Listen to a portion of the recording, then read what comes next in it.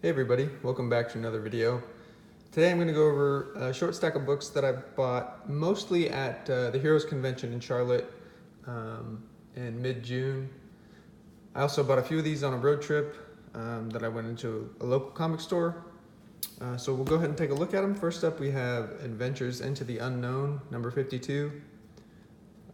This is one of the, I don't know, however many, 5, 6, 7, or 8 issues in the middle of the run that kind of have this 3D effect, which is basically just black border, black backgrounds. So not much of an effect, to be honest, but these ones are pretty cool. I feel like they're a little bit more rare than the other ones, but I don't know, maybe they're just more beat up because of the black covers.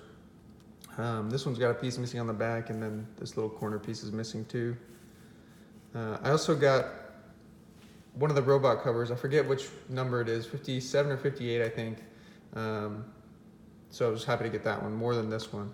That one is in one of my personal boxes right now, so I'll drag it out later.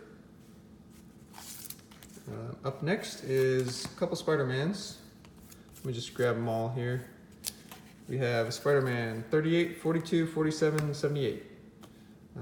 These three were half price, so that was a pretty good deal. Lower grade, but still good books for the cost. I feel like this book, well, if he appears in a movie or something, this book, I think number 15 is already shot up, his first appearance, Craven's. But this is a classic cover. Well, I don't think it's not noted as a classic cover, but I think it's a fantastic cover. Let's see, this is the first Prowler, you know, one of the main villains from Into the Spider-Verse movie. So this book is also shot up since that movie came out. Got this one for 15 bucks, pretty good deal, even though it's low grade. After that, we have Captain America 111. This is a pretty sharp copy. It just has that dust shadow on the front. There's also one on the back just like it. But beautiful cover, Steranko.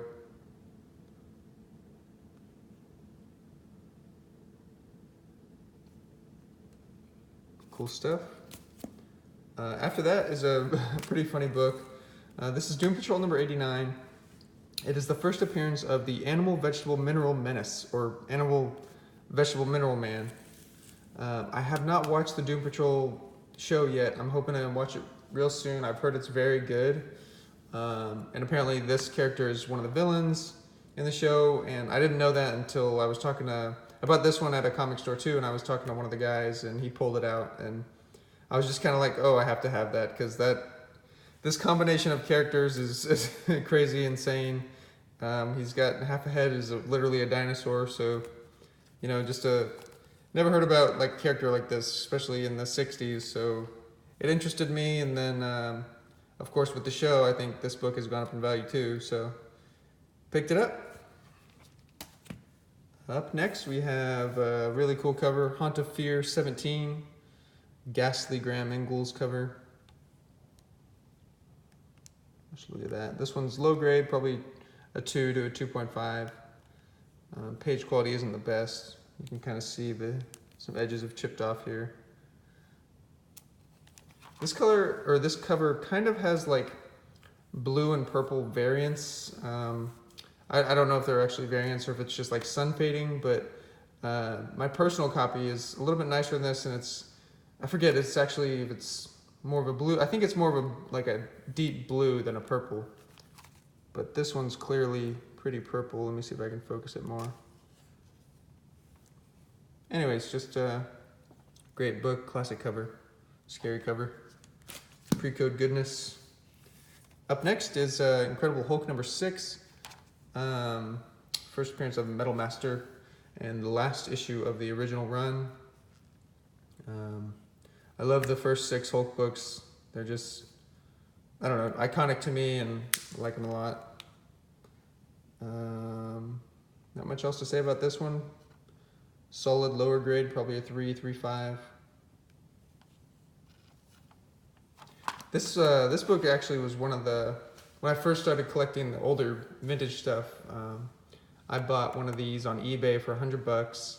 It was missing like a corner of the cover, and the seller sent it to me in just a basic like manila envelope, and the mailman just crammed it in my like 4" by 4" mailbox, and so I was very upset about that, but it was already low grade. So anyways, still love the book though. Up next, I bought this one on Heritage a while back. Sorry, there's stickers in the way. It's Mr. Mystery number 19, the last issue of the run as well. This one, this is my only copy of this book, but honestly, the cover doesn't really stand out to me that much, so I'm selling it. Yeah, just gonna put it on consignment. And yeah, there's some really amazing covers in this run though. I do have a lot of Wonder Woman books in this small batch here, but up next only 2 sensations. Here's number 50. I bought this one on eBay, and this one as well. The seller that I bought these from was a Wonder Woman collector, and he'd been selling, I think he's sold almost a full run. Over the last 6 months to a year, I know he's sold like almost a full Wonder Woman run, at least the Golden Age issues, and same with Sensation. So I know I've picked up, I think I picked up a Sensation 30 from him as well, maybe. I also picked up I tried to buy another very early Sensation from him, but it was missing a page. But these ones all check out, they're good. This one's really nice, just has that missing piece in the corner right there in the bottom right. So, 2 great books. After that, we have Strange Tales number 81, The Scarecrow. Just a nice little pre-hero book. Sorry. There's a pre-code book, Tales of Horror number 12. Not a super exciting cover, but I like the line work on the candle there.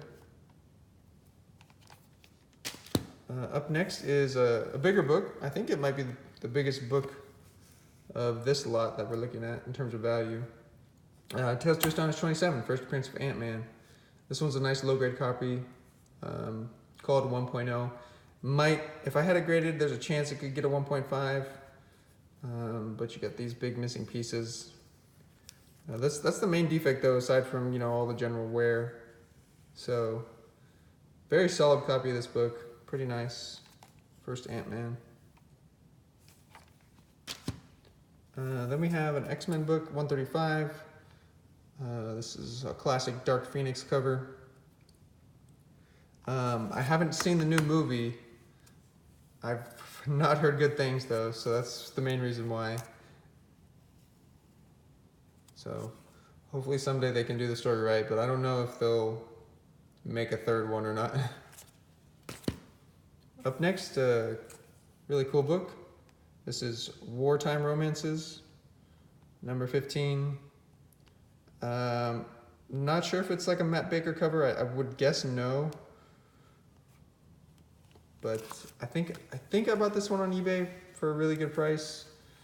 A lot of these St. John books or just books with nice covers have been going up a lot in value. And there's a new Pick a Boyfriend GI listing. No dollar dates for me, by the way. Okay, last. Oh, I actually forgot about a book.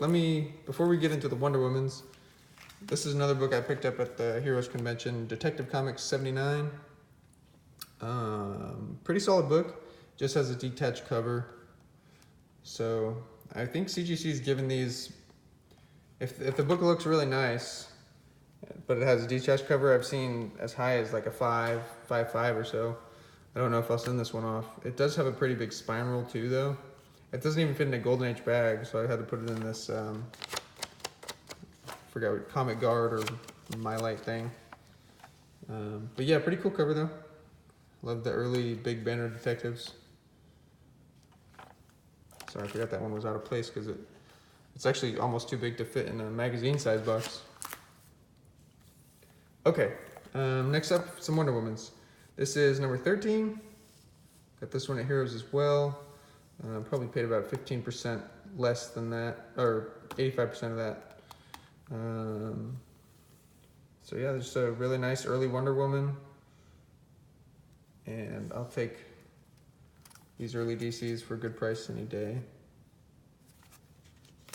Next up is 42. Little race car cover. I might have shown this one before.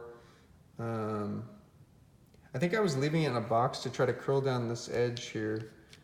This edge was curled up, so I forgot about it. So yeah, sorry if you've seen it already. I know I've had a couple other 42s in the past year or two though. Up next is number 50. Menace of the Spy Master. Cool little rocket cover. And this is one of those covers too where her skin is kind of like pink rather than a natural skin tone.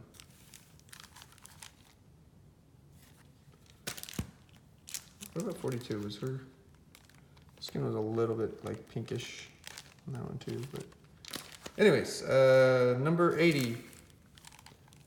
This is a really cool cover. I don't know the story behind the exploding mask. I think this is I don't think it's the first Invisible Jet. I think it's maybe the origin of the Invisible Jet or something. I don't have notes on it. But a nice solid copy. I think I paid around 65 or 70 bucks for this at Heroes. It was a pretty good deal. Oh, I do have one more book after these Wonder Womans actually. Last we have Wonder Woman 88. One of my favorite covers of the run here.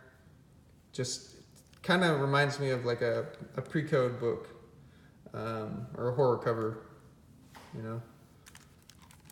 Just really like the black and red combination there. And last book for today is World of Fantasy number 14. Just picked this one up on eBay, I think from Sparkle City or Neat Stuff. Just a low grade book.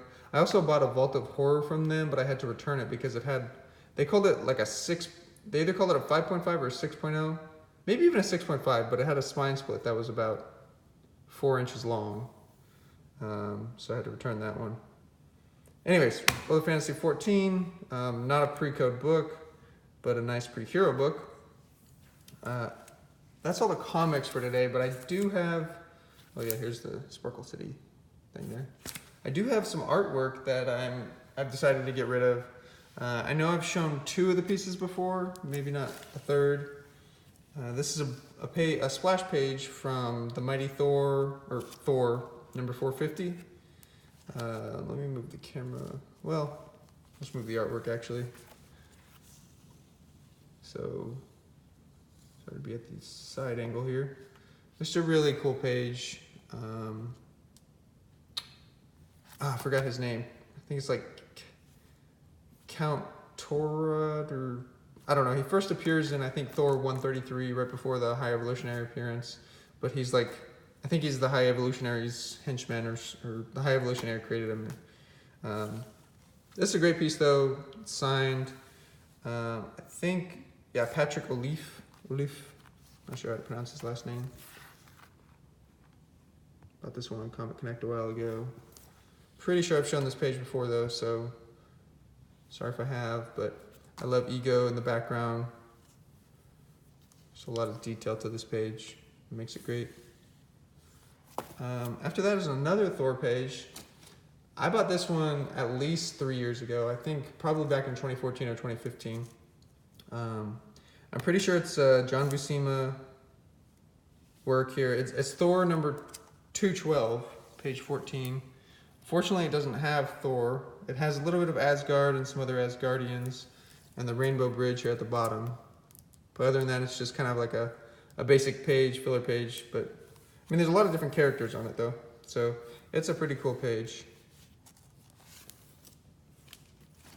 And last but not least is Detective 519. Bought this one on Comic Link last month or 2 months ago. And there's Captain Cold down there.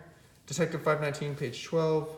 I also bought another page from this book, Detective 519, that actually has Batman on it. I might show that one later. but I got all these prices at pages at a good price, but I've had them for a little while, except for this one. So decided to let them go, free up some cash for some other pieces I'm interested in. I also bought a really nice Marvel Zombies page in a Comic Link auction recently. I don't think I've shown that one, so I'll have to whip that out and show you guys that. But that's it for today. Thanks so much for watching, and I will see you next time.